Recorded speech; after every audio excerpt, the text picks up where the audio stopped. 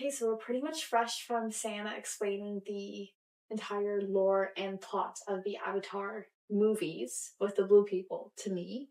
And now, I guess not as a sequel, but as a reverse of that, I'm going to be explaining Avatar: The Last Airbender, the show, the animated show, to her. So I'm pretty excited for that. Do you know anything going in?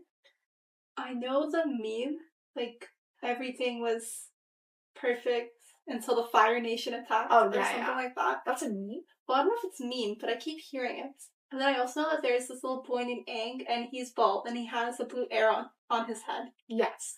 And I know that, what else do I know? Oh, I know that, there's a Zuko redemption arc. Mm-hmm. And I know that Katara is really cool, and that Sokka is kind of dumb. Yes, that's quite a lot. That sums up a lot of the show. But the actual lore behind it, which I cannot ever fully cover because that would take too long. I'm going to be trying to do a bit of that, but that is it is quite sad. I guess once again, in parallel to the Avatar movies, there's a lot of detailed explanations, and it kind of does resemble actual history.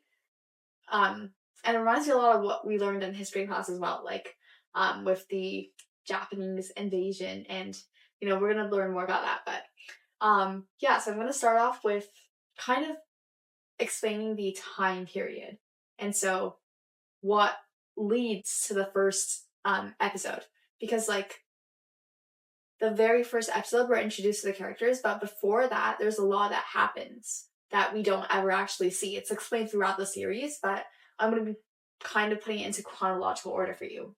And so one main thing I need to tell you is that the way time works in this world, how we have AC and BC, they use BG and AG. That stands for before the genocide and after the genocide. Of who? Of the air nomads. And the air nomads, that's basically what Aang belonged to when he was born.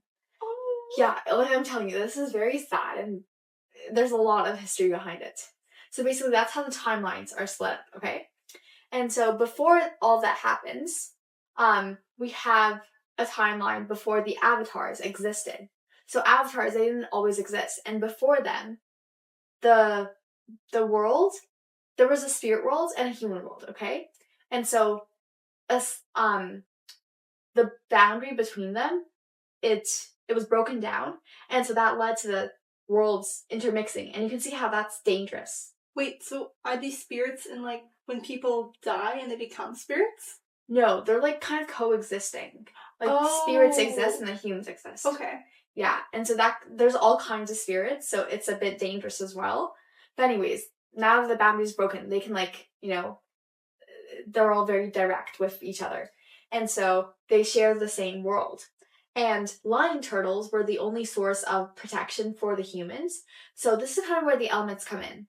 Each lion turtle, they had their own power ability. So for example, fire, earth, water, air. Those are the 4 elements. And so they could temporarily grant these powers to humans. But the humans, they had to give it back after a while. And so that was kind of their system that they set up. But eventually, there was a guy named Wan, W-A-N, and he's going to become the first avatar. Whoa. So basically, he was a human. He lived in poverty, and he rebelled against the city leaders. So he gained firebending as a result of his temporarily being granted the firebending, right? And because of his rebellion, he was banished, so he was exiled. And in this time of exile, he worked with the spirits to get better at his firebending power. And then he unintentionally freed Watu, which was a spirit, and I think it was the spirit of darkness. I could be wrong with that, but yeah. And so this threw the world into even greater chaos, because the boundary between the worlds was already broken, but now that the spirit has been freed, it's even more chaotic. And so Wen worked with Rava to master all 4 elements. So that is basically what the job of an avatar is, to master all 4 elements, rather than just one of them. And eventually they were able to seal Batu in a tree. Like a special tree? Yeah. And so the tree was in the spirit world. So Batu, his spirit was basically sealed away there. And as a result, they were able to close the spirit portals and separate the human and spirit worlds once again. So now there was no longer this intermingling between them. So is there no more magic in the world? There's still magic, but it's just not spirits amongst them. So then how do they do magic? That's a good question. I think, for Wan, the first avatar, since he already mastered the 4 elements, he, like, had this power because the turtles granted it to him. So, and I think, I actually don't know where the powers come from. That's okay. That's a good question. But, although he wasn't able to, like, achieve full lasting peace, he fused with Rava, his, like, the person who helped him master the 4 elements, and so that established the avatar cycle. And basically the way that this works is, Rava's spirit would reincarnate every time. So even if an avatar dies, that spirit carries through to the next avatar. Wait, what do you mean reincarnate? Basically, like, each avatar has a period of time where they're alive, right? And so, for example, Ran, he was the first one. But when he dies, the avatar is reincarnated. What do you mean the avatar is reincarnated? It's a new avatar is born, and the spirit of Rava is carried through. So Rava is in the avatar? Kind of. It's like all the past knowledge of the avatars is like, you can access it through the avatar state. But the new avatar themselves is a new person. Oh, okay. Yeah. So that's kind of what I mean by the reincarnation. But this is the first avatar cycle where it's established. And so it's the time after Wan, this is when the lion turtles start retreating. So they're no longer the sole protectors of mankind. Wait, I have another question. Oh, yeah. What does a lion turtle look like? I can pull up the picture for you. Like this. Oh, they don't look very lion-like. Well, they have, like, these features, you know. Oh, okay, gotcha. Yeah, they're kind of cool. Yeah, they are cool. Yeah, but I guess it was time for them to go. So, they started retreating, and humanity learned bending from the original bender. So, I guess this answers your question, but this is where the four fractions come up. So, the dragons taught them fire bending. So that was where the Fire Nation kind of emerged. The badger moles taught earth bending. The sky bison taught earth bending. And the moon was for water bending. Wait, how did the moon teach? I think they just, like, learned from it. The tide. And, okay, that makes sense. The tide makes sense. You're asking a lot of practical questions here. I'm sorry, I'm gonna stop. Listen. These are interesting. But so that helped develop the 4 different factions. And there was the Fire Nation, right? So that was inspired by the Sun Warriors and their bond with dragons. Then there was the Earth Kingdom, and they had, like, monarchy established. Oh, interesting. Yeah. And Omashu was one of its earliest cities that was established. And then the air nomads, that is where Aang belongs. So they had the arrows because they were basically peaceful monks. What does the arrow supposed to do with them being peaceful? I think it was like a symbol of their peace. Oh, okay. Yeah. Okay. And they lived in temples, and they learned from the Sky Bison. And then the water tribes, they were actually split into northern and southern groups. So there was the northern water tribe and southern water tribe. Wow. I think there were immigrants from the southern water tribe that established the northern water tribe because they were, like, displaced a lot, and so they established a whole new group. And they were influenced by the moon and tides, so that was where the 4 different groups emerged. And so after the avatars, the world was completely divided into these 4 groups. And for a while, they were able to coexist. And that's where I think your, like, little expert is coming from. But now, we're going to go back to the air nomad genocide thing that I was telling you about. So BG and AG. Basically, at 0G, this is where, like, everything starts. Fire Lord Sozin, he was in the Fire Nation, and he was ruling it at the time. And he was also very close friends with Avatar Roku. So they were like, he was his best man, actually, at his wedding. How many avatars exist at a time? Are there many of them? No, there's only one at a time. Oh. Wait, then how is he with the other avatar? No. The Fire Lord... Oh, sorry. He's not an avatar. Okay, yeah, he's only a firebender. Anyways, he was very close with Avatar Roku.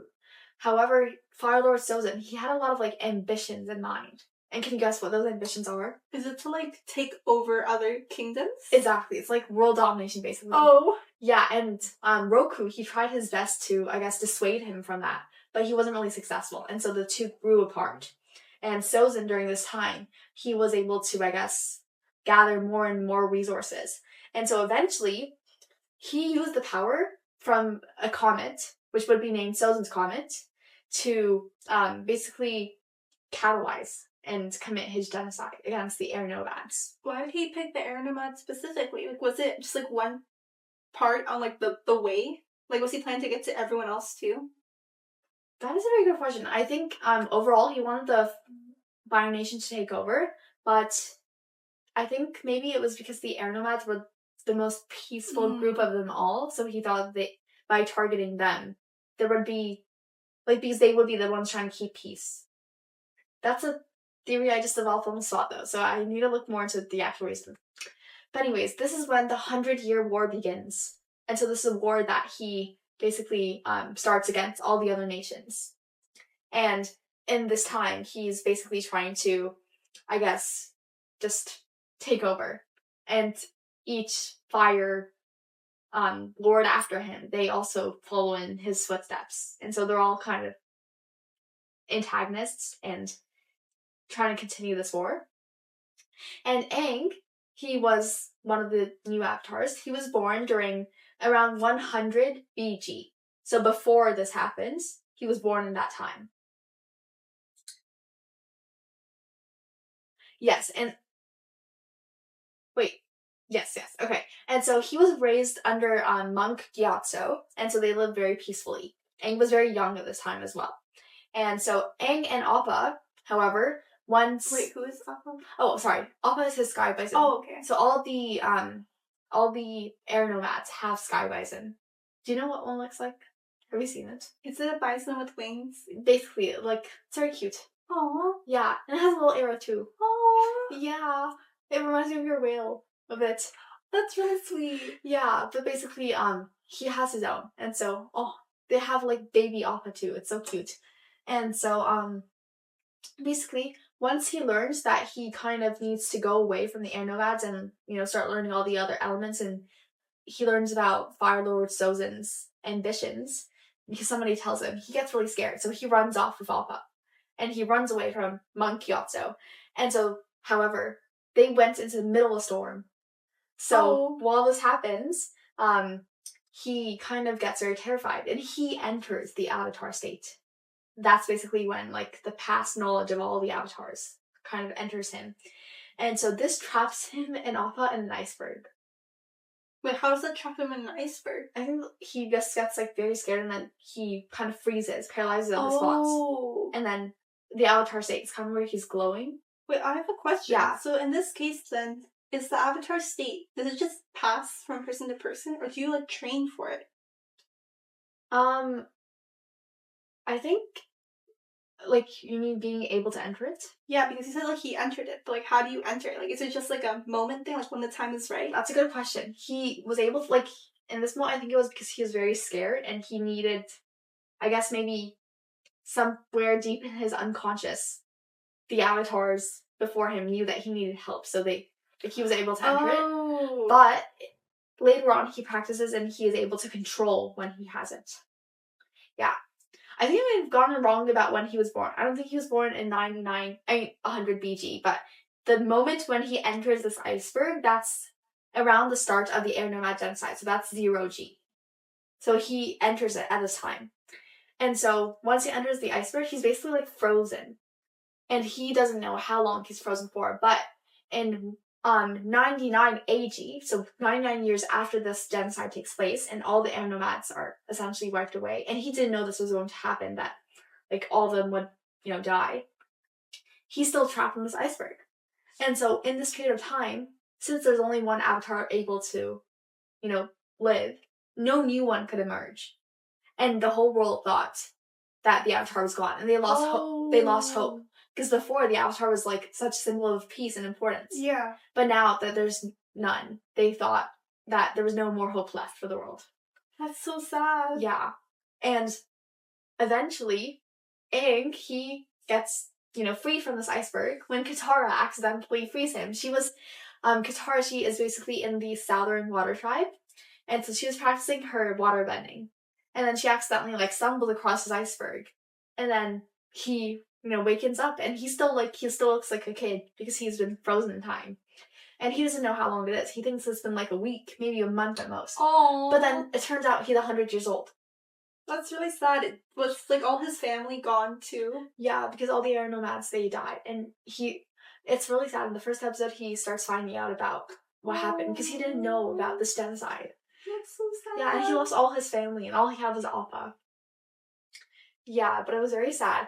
And so, Katara and Sokka, who is her brother, also in the Southern Water Tribe, they meet Aang, and then that's where the first season kind of starts off. Wait, I remember something about this, because I watched, like, the first 10-ish minutes many years ago. Wasn't Sokka, didn't he say something like, girls are so, like, they shouldn't even be, like, used, they should, he said something about girls. Yeah, he was very sexist in the first season. I think he gets better later on. But, something to note about Sokka, he cannot waterbend at all. Oh, is that unusual? Some people have the ability, some people don't. Oh, is it like 50-50? I think so. But basically, all he can do, he has his little boomerang.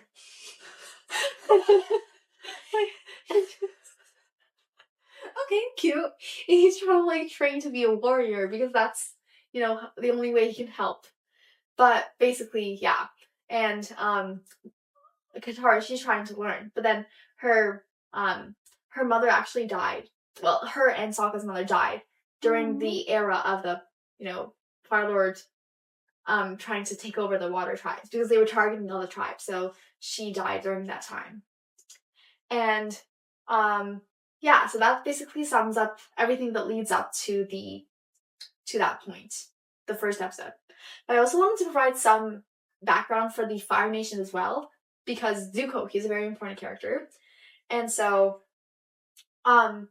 basically what we have in the first episode, there's no more Fire Lord, so that era of time is gone. Now there's Fire Lord Ozai. He is Zuko's father. Zuko and Azula. So Azula is the sister of Zuko. And I remember someone else. Ty Lee. Yes, she is Azula's friend. But she's also in the Water Nation. Yeah, and so that's kind of the hierarchy, I guess, right now. But a lot of important background for the Fire Nation. Iroh, he is Zuko's uncle, and obviously the brother of Fire Lord Ozai. And so he was in a moment of vulnerability when his son dies. So there's a lot that leads up to that. But in that moment of vulnerability, Ozai sees the moment to position himself as a leader on the throne. So he takes this, while his brother is, like, grieving and mourning the loss of his son, he takes the power and he becomes Fire Lord. Whoa. Yeah. And so he proposed to their father, at the time Fire Lord Azulon, that Iroh be disinherited. And was he? And, well, Azulon, he was kind of enraged by Ozai's ambition because he was, like, kind of betraying his own brother to seize the power and disrespect. And so as a result of his,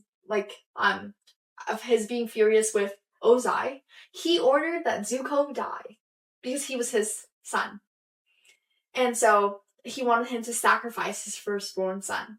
But Zuko's mother would not have that. Her name was Ursa, and so she conspired with Ozai to poison Azulon. So they're his father. And so the plot succeeded, But Ursa was banished as a consequence. So Zuko's mother was basically put in exile. And so with Ozolon's death, Ozai, he was obviously able to seize the throne and become the Fire Lord. And this allowed him to, like, gain a lot of the power. But he was a very cruel person. And so even to his own son, he was very angry with him. Aww. So Zuko, he blamed him a lot. And so he faced his father's wrath. After speaking out of turn in, like, one of the War Council meetings, when he was really young, he basically permanently scarred Zuko. And that's where he gets the... Oh, is that why he has the burn? Yeah, that's where he gets... He, like, burns him with his own fire. Oh my gosh. Yeah, it's very terrible. And so, he says that he needs to be, like... He's also banished. He's basically a banished prince, Zuko. And so, he says that the only way he can come back to the Fire Nation is if he captures the Avatar. Because he knows at this point that the Avatar, even though everybody thinks it's gone, he knows it's still alive somewhere. And so he tells Zuko that the only way, like, you can basically come back is if you manage to find this impossible to find Avatar. Wow. And since Uncle Iroh, he's such a great person, he comes along with Zuko because he cares about him. Aww. Yeah, and he becomes his father figure. That's really sweet. Yeah. And so, Iroh is now, like, a disgraced general. And he's, like, both Iroh and Zuko don't have much respect in terms of the Fire Nation. Anyways, that's, like, a lot of the cultural background.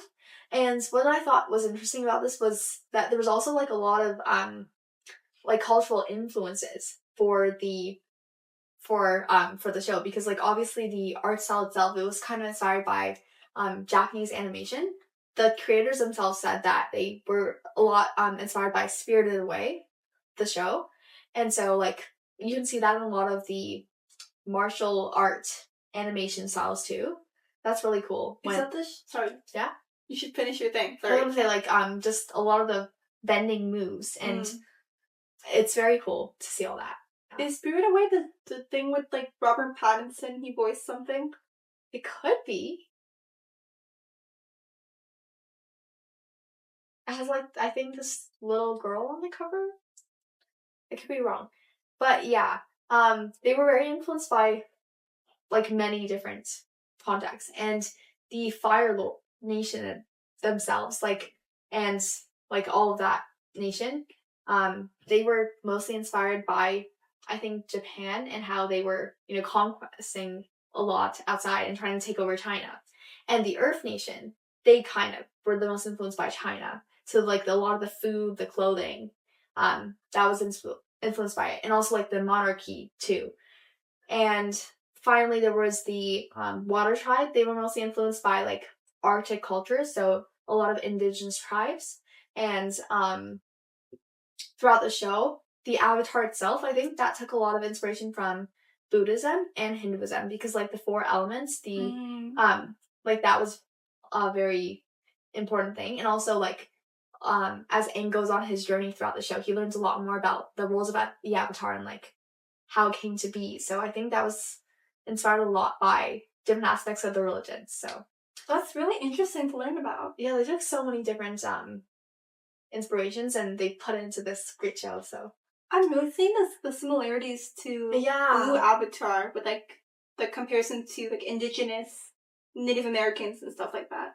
Yeah, and how they were, like, you know, displaced from their original homes, and, you know, it was very difficult times. Like, all the flashback scenes to the Fire Nation trying to take over, it was very, very scary. But yeah, they had a lot of these great cultural influences. Also, I think, have you heard the concept of yin and yang? That was, like, very, like, that influenced the show a lot too. When they went to their northern nation, like, in the season 1, they were trying to go there. They brought that up a lot. And so, at one point, it kind of, in one episode, it kind of, like, emerges, and we see that there needs to be balance between them. Like, it can't be one or the other. Okay. Anyways, that was a lot of the lore behind it, so that took up quite a bit of time. But I'm going to be talking about the first season, where we start off with Aang being reawoken in that iceberg. And so this obviously introduces us to the world where it's very out of balance. And Fire Lord Ozai, he's been waging war in this 100-year war against the nations. And the air nomads at this point, they've been completely wiped out, so they no longer exist. And the Southern Water Tribe, it's also in a decline. So that's why Katara, she has the waterbending power, but she's been warned against it because the Fire Nation sees anybody who bends as a threat. Are there a lot of benders? I think in the Water Nation, oh, sorry, I forgot to say this. The Water Nation, they targeted all the benders, so that's why their mother died. And they didn't know Katara was a bender too. So she's one of the last ones. Yeah. Well, she was a very young kid at the time. They didn't really think to check, I think. But she's one of the only ones left. This is all so sad. But the Northern Water Tribe has a lot more benders. And, yeah, so that's why I forgot to say, but it's very rare to have waterbending abilities at this point in the Southern Water Tribe. So it's really only Katara that has it. And that's why she was she had to go hide away and practice it. And that's when she meets Aang in his iceberg state. And so it starts off with Katara and Sokka discovering Aang. And Aang, he's unaware of the war that's been going on. He's obviously just a kid at this point too, right? Because even though he's 100 years old, he's still in that same mentality. And so he's the really only remaining hope to save the world from the Fire Nation. And so Katara, and she wants to help Aang as much as possible. And Sokka, he's a bit reluctant at first. And eventually the three set out on this kind of mission to help Aang master all 4 elements. That's basically the premise of the show. The first season, it's water. So can you guess what he's gonna try to do in the first season? Water. Yeah, he's gonna try to master water, because right now his airbending, that's already been developed, but water is now the next goal. And since he already knows Katara is a waterbender, she's trying to teach him along the way. But remember how I said the Northern Water Tribe has a lot more benders? They're going to try to reach there. Oh. Yeah, so basically since Appa can fly them, they basically hop onto Appa and they fly away. But before that happens, in the very first episode, we see that Zuko and his uncle in this little fire ship they have, when Aang was awakened from the iceberg, a little blare of light was set out. Because I guess the Avatar has been awoken. And Zuko, he saw that. And that was the very point where he's I'm going to give up on everything. It's been way too long. And then he sees, and he's that's no coincidence. Let's go over there. And so he's coming back to the Southern Water Tribe. And everyone in the Water Tribe, because they have so much trauma from the Fire Nation, they're all very scared and, panicking. And so Aang knows that this is because of him. And so they start interrogating everybody. They arrive there in their ship and they, ask around, where's the Avatar? Have you seen him? Blah, blah, blah. And so a lot of the Water Nation themselves, they don't know about Aang being the Avatar, but Sokka and Katara showed Aang to select family members, and so only they knew about it. And they all want to help Aang escape. Well, that's nice of them. Yeah, it's very noble. Ultimately, they decide that Aang does need to leave, and Katara really wants to help Aang in this journey, and she also wants to learn to master waterbending herself, because she doesn't have anyone to teach her. Her grandmother refuses to help. So she wants to go with Aang on this journey. And Sokka, he's obviously very reluctant, but Katara's his sister. So they all go together, and they kind of leave against their grandma's will. They secretly take off. And basically that's where the whole show sets off. And some of the key adventures that they kind of had was in Kyoshi Island. This is a very cool one, where they basically end up going to Kyoshi Island, and Aang meets the Kyoshi warriors. And so they basically try to take on the legacy of Avatar Kyoshi. So she was a very noble person. A lot of change happened during her time. And so this kind of encounter shapes Aang's understanding of the Avatar responsibility, and so he feels the weight that he needs to carry on. And they also didn't know that the Avatar was alive again. So they were all very excited. And in this trip, Sokka also meets one of the Kyoshi warriors. And so they kind of have a little thing. But they don't see each other again for a very long time. Yeah. Another very important moment is in Omashu. This is when Aang reunites with his old friend King Bumi. So he's still alive? Yeah. The thing is, he doesn't recognize him until later on. King Bumi, he's kind of a crazy old man. He makes Aang go through like this trial, and he kind of seems evil at first. And then he's like, he pulls a Rumpelstiltskin on him, and he's like, I'll help you if you guess my name. Oh. And then he does this thing that Aang recognizes. That's my old friend, Bumi, from the Earth Nation. And he's like, is Bumi your name? And he's like, Aang. And then he's like an old man now, and Aang is like a little kid. That's really funny. That's really cute. Yeah. But basically, he's like the king of the Earth Nation at that point. And his motto, I guess, at this point is to not really do anything. So, yeah, he kind of meets him along the way. And then another important moment, I guess, is with the spirit world. This is when Aang begins to connect with the spiritual side of being an avatar. Wait, they get to go to the spirit world? Yeah, it's very cool. Well, Aang does. Oh, Aang does. So he, this includes encounters with like spirits like Hei Bai and his predecessor, Avatar Roku. Hey, Bai. I probably said that really wrong. But yeah, he gets to meet Avatar Roku, and he, tells him about the horrible Fire Nation and everything he needs to do because it's now his responsibility.